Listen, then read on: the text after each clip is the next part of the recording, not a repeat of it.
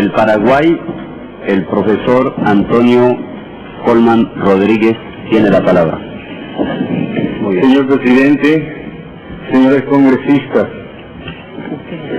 el proceso como procedimiento es un fenómeno dinámico, dice Poetti, que se hace con el concurso de las partes, las que para ello deben cumplir una serie sucesiva y coordinada de actos jurídicos que se denominan actos procesales. El proceso como fin es un método para la formación o para la aplicación del derecho. Esto según Calamandrei. El proceso se vitaliza, toma vida al concretarse cualquiera de estas hipótesis. Un daño por la modificación de una situación anterior, por la voluntad del que sufrió el daño o por decisión de la autoridad que tiene la obligación de proceder.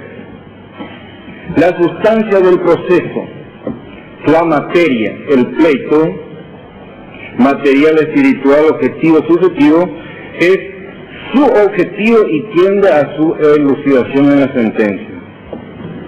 La actividad de las partes, de jueces y auxiliares, de litigantes y auxiliares, permiten la construcción del proceso.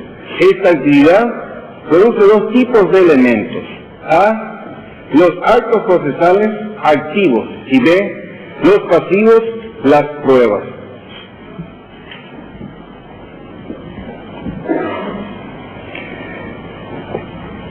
Nuestro propósito está orientado para el desarrollo de este tema hacia los elementos que sean hechos causalmente vinculados, porque nuestra investigación se orienta hacia las pruebas, hacia los medios probatorios, es decir, el objeto que sirve para el conocimiento de un hecho o el conocimiento que el mismo objeto suministra para la dilucidación de la contienda. El derecho procesal, regulador del proceso, instituye además los métodos para la valoración de esos elementos.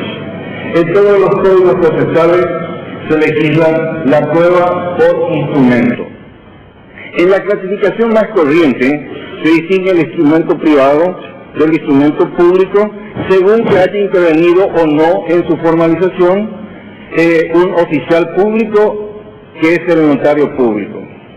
La cuantificación del valor del instrumento como medio de prueba se hará siguiendo lo dispuesto en las reglas del sistema previsto.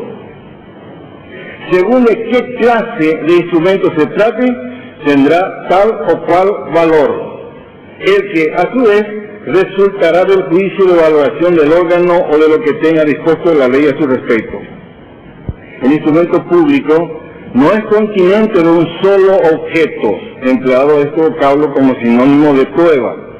Comprende al instrumento público propiamente dicho, a la escritura notarial y al acta notarial.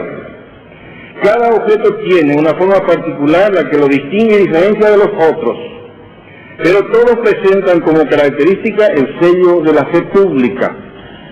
Estas consideraciones van constituyendo el elemento de vinculación entre el proceso y la fe pública, nuestro tema.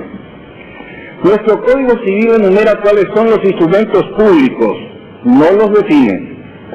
Es de nuestro particular interés los instrumentos de los incisos primero y segundo del artículo 979 del Código Civil, porque en el primero están las escrituras públicas hechas por escribanos públicos de su libro de protocolo, y porque en el segundo están incluidos el acta notarial.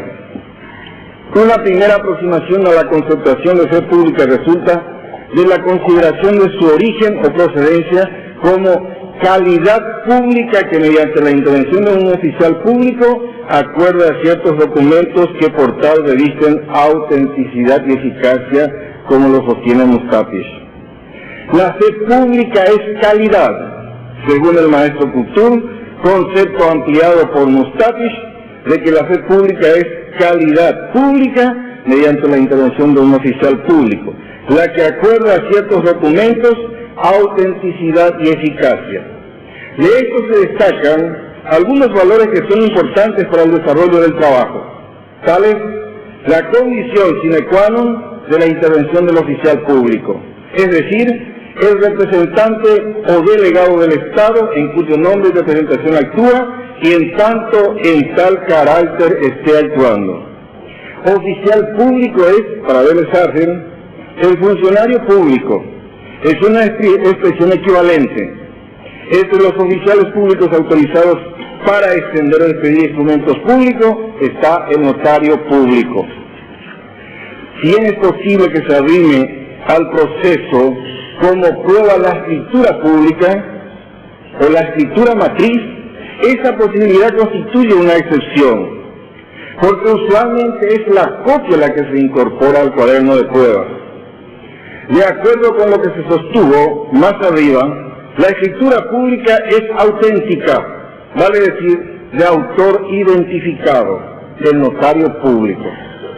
Pero con todo, que en la escritura pública, en el testimonio, aparece solo la firma del mencionado oficial público, con la que se lo identifica, resulta incuestionablemente identificados también los otorgantes. Ejemplo, el acreedor y el deudor. En la deuda es constituida por escritura pública con garantía real de hipoteca.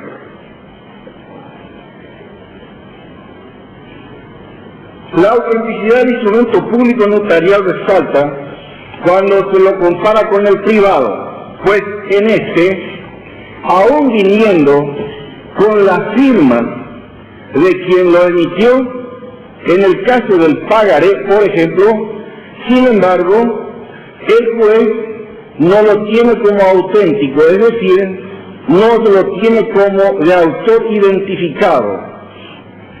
El que desee identificar al responsable autor del documento solicitará del juez que éste comparezca a reconocer como suya o no la firma. Mientras que en el caso anterior, en el caso de la deuda con garantía real de hipoteca, el acreedor, habiéndose omitido el cumplimiento de la obligación, el pago, se presenta ante el juez e inicia directamente el proceso ejecutivo, porque ese instrumento, la escritura pública, trae aparejada ejecución, como dice nuestro código. Fíjense que en el primer caso tiene la firma del que aparece como deudor y sin embargo no está identificado. En la segunda ocasión, o en el segundo caso, tenemos que con la sola firma del notario se identifica a los que son otorgantes, es decir, al acreedor y al deudor. En el primer caso señalábamos de que el juez lo hará comparecer.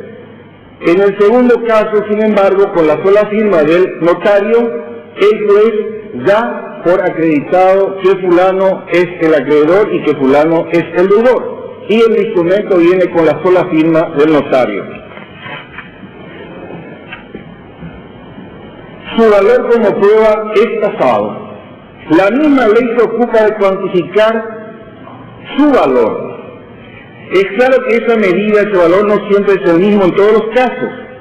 A veces ella sola prueba un hecho, otras requiere del concurso de otro que lo complementa para la demostración de un hecho.